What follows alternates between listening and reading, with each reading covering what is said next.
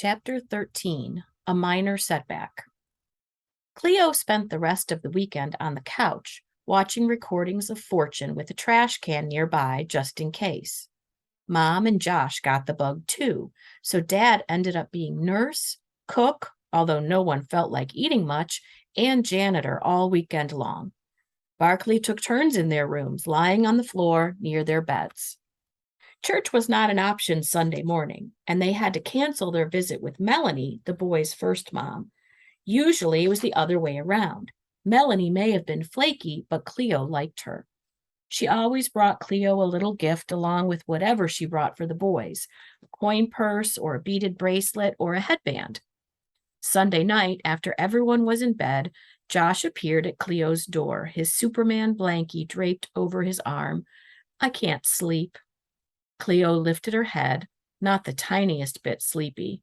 She'd been thinking about her business. "Come on." She pulled back her covers. He slipped in beside her and snuggled close. Cleo had shared a room with Josh after they'd gotten him and JJ from foster care, before the house add-on was done. She had just turned 6. Josh was not yet 2. He cried every night, it seemed, sucking his Superman blankie until the thing was half soaked. He would often end up in her bed, rubbing her hair between his fingers until he went back to sleep. It had made her feel good to be the big sister, helping her new brother feel a little less scared. He couldn't rub her sleep cap-covered braids, but he didn't seem to want to. She heard him sucking on his thumb. She didn't try to stop him, even though the dentist had warned that if he didn't, there'd be permanent damage to his teeth. At least he didn't do it publicly, like JJ. Why didn't Melanie want us anymore? Cleo felt a pit in her stomach. It was a horrible, awful question that she wished didn't have to be asked or answered, even though she knew the right thing to say. "It's not that she didn't want you, Joshy. She just couldn't keep you." "But why?" "She couldn't take care of you and JJ the way you needed. I know it's hard, but if you hadn't come, I wouldn't have 2 great brothers, and that would be horrible." She heard the pop of his thumb being released from his lips. "And I wouldn't have you." He turned his head, looking up at her with his big cow eyes. "That would be horrible too." Her heart squeezed in her chest, and she hugged her brother tighter. If only it were as easy to answer the same question for herself as it was to answer Josh. And if only the answers she'd given him were enough to satisfy her questions as well. She was glad she had Josh and JJ and her parents, but sometimes she felt like a piggy bank without a stopper. No matter how much money got put in, it was never filled up. Would it always feel this way? Monday morning, Cleo awoke alone. She wished her stomach still hurt and her body was still hot with a fever, but neither was true. She felt totally normal and hungry, but she did not want to go to school. The story of how she'd gotten sick at the park would spread like a virus, and she would be reminded of her business failure over and over again. Mom came in, took her temperature, and told her to get ready for school. "I still feel sick," Cleo whispered hoarsely. "You're fine, honey. Clearly it was a 24-hour bug. Now get up and let's go. I'll give you a ride. And Kaylee, if she wants one." Before getting ready, Cleo searched her room for her backpack. She'd been so out of it on Saturday, she hadn't seen where Dad had put it. She found the bag in her closet, everything from Saturday still inside, including the Nerf gun and Mom's breakfast cookies. With all of them being so sick, Josh hadn't remembered his gun, and Mom hadn't asked how the cookies had gone over. Cleo hated to have to break it to her that they'd flopped. When it was time to go, she left her backpack as it was, telling herself that she was bringing the extractor just in case.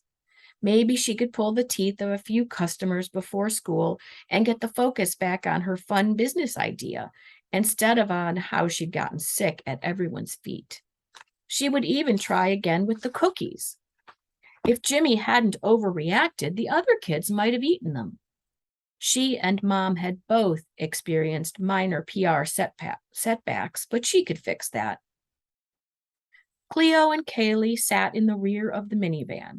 Cleo talked excitedly about the professional organizer she'd seen on Fortune. That's what you're going to do when you grow up, Kaylee. You would be perfect at that job. Did you know you could make a career out of organizing? Kaylee shook her head, looking mystified. I'd hire you, Mom said. Our house needs some serious help in that department. Cleo felt a spark of excitement. That could be another business, Cleo and Kaylee's closet cleanup. Mom glanced over her shoulder. I'm not sure you're as qualified in the areas of cleaning and organizing as your friend. Cleo rolled her eyes, even though Mom was right. That's a catchy business name, though, Mom said. Speaking of which, how'd it go with the breakfast cookies? And do you have a name for them? Not yet. Cleo hoped she wouldn't ask more. And the test marketing? Cleo smacked her lips. She took a breath. Well, since I didn't really get to hand them out on Saturday, I thought I'd take them to school today. She paused. If that's okay with you. Sure, although they're a few days old, they may not be as good. Cleo didn't have the heart to tell her it probably wouldn't make a difference. I didn't think they were so bad. Mom eyed her in the rearview mirror. Nikki's breakfast cookies. They're not so bad. I don't know. I think it's missing something. Cleo turned to her friend. Kaylee had barely said a word since she'd shown up at their house. You okay? Kaylee looked out the window. Were her eyes watering? Cleo sat silently, not sure what to say. Mom and the boys started singing down at the station. Kaylee sniffled. Yeah, I'm okay. What's wrong? She shrugged. My dad made me go shopping on Rodeo Drive yesterday. She'd been shopping on Rodeo Drive and she was crying? Oh my gosh, I would so die to be taken shopping there. Kaylee gave her a sour look. He brought his new you-know-what. Oh, like I even care about expensive clothes. Cleo swallowed. Yeah, they were quiet the rest of the way. Once they got to school, Kaylee had more to share. So there's more bad news. I just didn't want to say it in the car. Cleo spotted Tessa crossing the street. She grabbed Kaylee's arm. Can it wait? Customer, 2:00. She raised her eyebrows and motioned with her head in the direction of their friend. Kaylee's forehead bunched, and her and her eyes got all blinky. Cleo didn't have time to deliberate. Tessa, she shouted and waved. Were her loose teeth still in her mouth? If so, Cleo was going to offer to pull them right then and there. Tessa could pay her later if necessary. Her friend waved back, but then stopped to wait for Steffi, who was coming along the sidewalk. Cole Lewis walked up. Where were you on Saturday? I came at 1 and you weren't there. Oh, Cleo stalled. She glanced at Kaylee, who stood there looking flustered. What was the big deal? He was just a boy. I had a little problem. We had to close early. Oh, okay. He was about to walk away. She could feel it. Funny video, though, he said, turning to leave. Wait a second. She grabbed him. He looked down at her hand, squeezing his arm. Sorry, she said, laughing a little. She let go. He brushed off his sleeve with the tops of his fingers. Cleo regained her composure. I can do it now, before school starts. She looked around the playground for a good spot, a spot where the recess monitor wouldn't see them. Behind the portable, she exclaimed. Cole looked startled. Wow, you don't mess around, do you? No, she didn't. Not when she had a chance to clean up her PR mess. If big man of the classroom Cole Lewis used her service, loads of kids would be lining up to do the same. She'd be back in business for sure. Kaylee pulled her off to the side. Did you bring the Nerf gun to school? She whispered urgently. It's okay, Cleo whispered back. How had she managed to surround herself with such worrywarts? She held up her pointer finger to Cole and mouthed the words, just a sec. It's just one extraction, Jelly. It'll be super quick. No one will even see us. Cleo, you can't. You can get in serious trouble. Cole had his arms crossed. Excuse me, are you done with your little meeting? Cleo hurried back to her customer. Kaylee huffed and walked in the opposite direction. I won't be able to video it, Cleo said. I don't care. Do you have $1? 50 cents. 50 cents. That's all I've got. Milk money. Cleo pursed her lips. Okay, 50 cents. And you become my company's official spokesperson. Cole stroked his chin. You got a deal. He stuck out his hand and they shook. The first person I'm going to send your way is my sister. She's driving my family nuts with all her whining. He jumped around on his toes, flapping his hands and making his voice go high. Ooh, ooh, my tooth. I can't eat. I can't brush my teeth. He put his hands on his cheeks and pulled down, exposing the pink skin inside his lower eyelids. It hurts. Cleo laughed at his impersonation of Lexi. She was about to suggest they go do business when Tessa and Steffi walked up. Oh my gosh, Cleo, are you all right? Tessa asked. You were so sick, Steffi added. I'm fine. Thanks for, asking. She smiled nervously at Cole, who looked at her suspiciously. Tessa, do you still have your canines? Yeah, I was hoping you'd pull them out for me. Perfect. Follow me. Cleo bounded toward the portable. As soon as they were out of sight of everyone on the playground, she put her pack on the ground, got a missile ready, and loaded her extractor extraordinaire. You can pay me later, Tessa, she told her friend.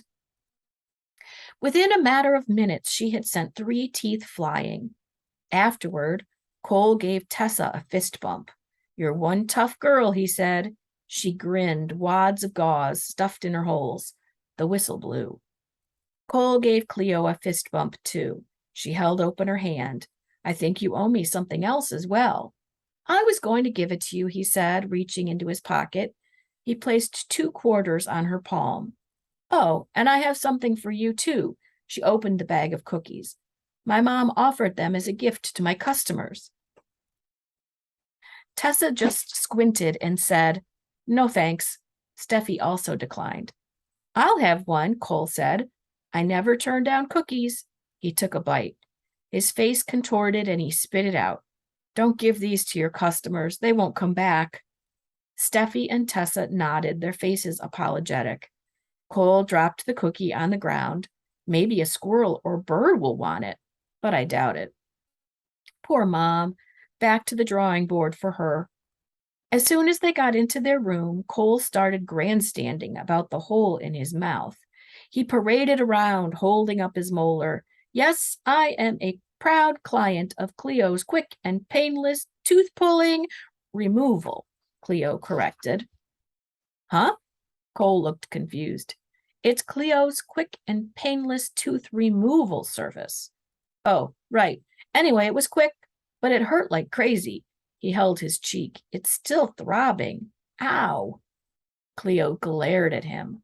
Just joking. I barely felt a thing, he chortled. A real comedian, that kid. When did you pull his tooth? Jimmy asked. Cleo glanced at Kaylee. She looked away. I thought you'd shut down your business after you lost your lunch on the sidewalk, Jimmy laughed. Several kids groaned. Mr. Boring's duck call quacked. Okay, that's enough. So, Cleo, I've been wondering all weekend, how'd it go? She had to take a sick day, Jimmy called out. Jimmy, Mr. Boring warned. Cleo lifted her chin. It's true, but I'm back in business.